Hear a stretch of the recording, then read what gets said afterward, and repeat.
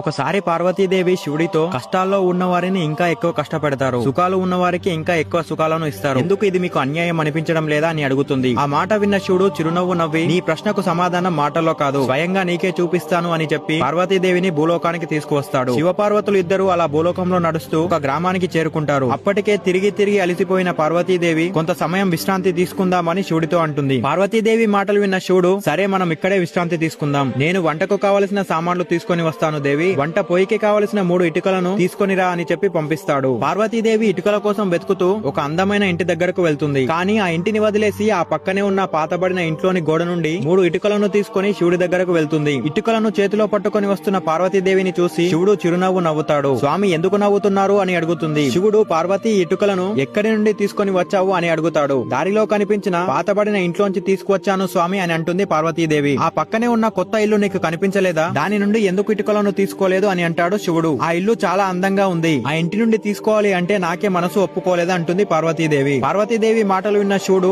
ఇదే నీ ప్రశ్నకు సమాధానం, ఎవరైతే మంచి కర్మలతో జీవితాలను పరిశుభ్రంగా ఉంచుకుంటారో వారి సంతోషాలను చెడగొట్టడం నాకు ఇష్టం ఉండదు అని అంటాడు శివుడు. మీరు శివభక్తులు అయితే ఓం నమః శివాయ అని కామెంట్ చేయండి.